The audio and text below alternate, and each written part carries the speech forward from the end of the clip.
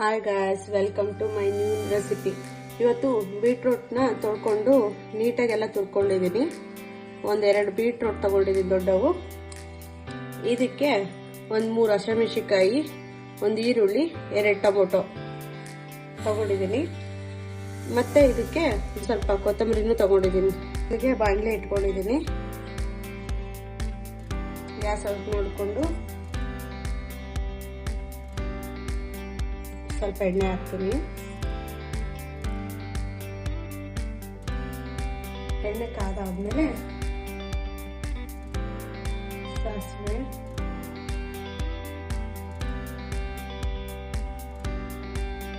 ಜೀರಿಗೆ ಹಾಕ್ಬೇಕು.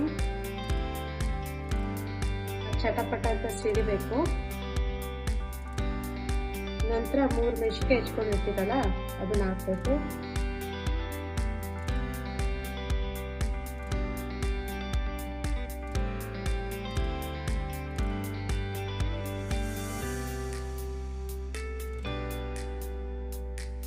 ನೆಕ್ಸ್ಟ್ ಒಂದು ಈರುಳ್ಳಿ ಎತ್ತಿಟ್ಕೊಂಡಿರಲ್ಲ ಅದನ್ನ ಹಾಕ್ಬೇಕು.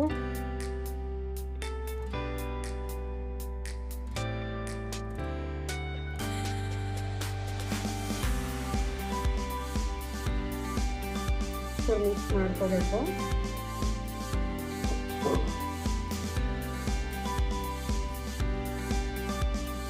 ಈರುಳ್ಳಿ ಹಸಿಮೆಣಸಿನಕಾಯಿ ಸ್ವಲ್ಪ ಫ್ರೈ ಆಗ್ಬೇಕಿದು.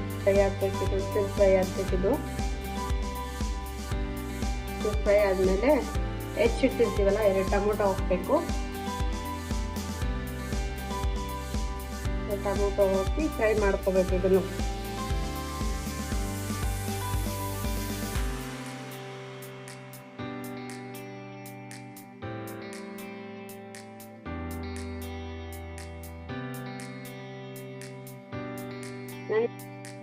ನೋಡ್ತಾ ಇರಬೇಕು.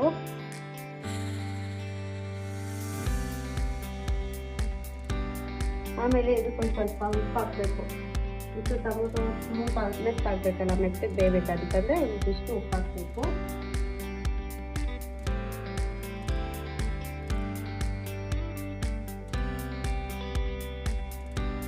ಉಪ್ಪು ಹಾಕಿದ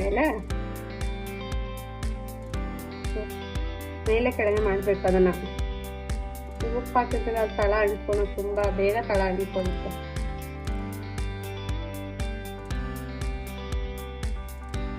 ಸರಿ, ಬೆಂದಿದೆ. ಇದಕ್ಕೆ ತುರಿದಿಟ್ಕೊಂಡಿರೋ ಬೀಟ್ರೂಟ್ ಹಾಕ್ಬೇಕು.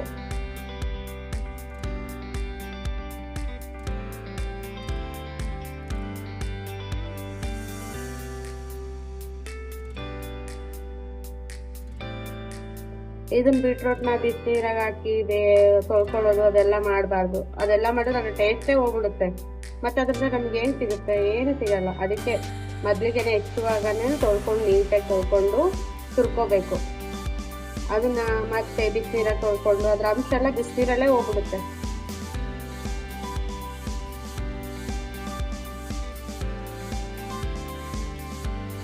ಇದಕ್ಕೆ ಒಂಚೂರು ಅರಿಶಿನ ಪುಡಿ,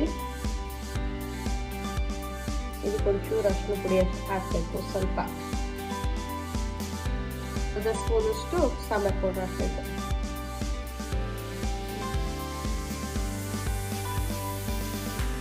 ಇದನ್ನ ಒಂದು ಸ್ವಲ್ಪ ಮೇಲೆ ಕೆಳಗೆ ಮಿಕ್ಸ್ ಮಾಡಬೇಕು.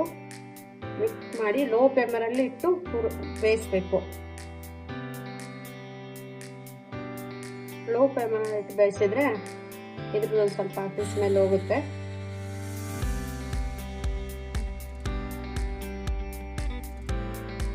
ಇದಕ್ಕೆಲ್ಲ ನೀರು ಹಾಕೋಬಾರ್ದು. ಇದಕ್ಕೆಲ್ಲ ನೀರು ಹಾಕಿದ್ರೆ ಅದು ಟೇಸ್ಟೇ ಹೋಗ್ಬಿಡುತ್ತೆ. ಬರೀ ಎಣ್ಣೆಲ್ಲೇ ಫ್ರೈ ಮಾಡಬೇಕು.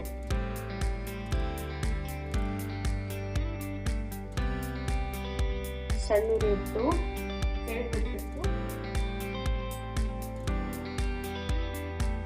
ಇದಕ್ಕೆ ಒಂದು 5 ನಿಮಿಷ ಲೋ ಫ್ಲೇಮಲ್ಲಿ ಇಟ್ಟು ಬೇಯಿಸ್ಬೇಕು.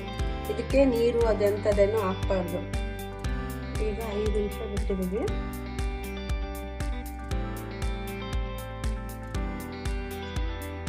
ಹಸಿ ಸ್ಮೆಲ್ ಬಿಟ್ಕೊಂಡಿದೆ. ಕಳ ಎಲ್ಲ ಹೋಗ್ತಿಲ್ಲ. ಇನ್ನೊಂದು 2 ನಿಮಿಷ ನೋಡಬೇಕು. ಸ್ಮೆಲ್ ಎಷ್ಟು ಚೆನ್ನಾಗತ್ತದೆ ನೋಡಿ. ಬೆಂದಿದೆ.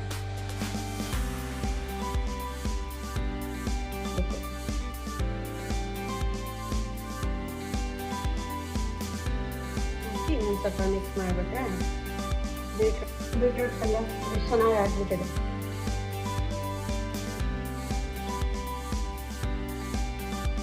ನೋಡಿ ಬೀಟ್ರೂಟ್ ಎಲ್ಲ ಬಿಸಿ ಬಿಸಿ ಚಪಾತಿ ಜೊತೆಗೆ ತುಪ್ಪ ಹಾಕೊಂಡು ತಿಂದರೆ ಎಷ್ಟು ಚೆನ್ನಾಗಿರುತ್ತೆ ಬೀಟ್ರೂಟ್ ಎಲ್ಲ.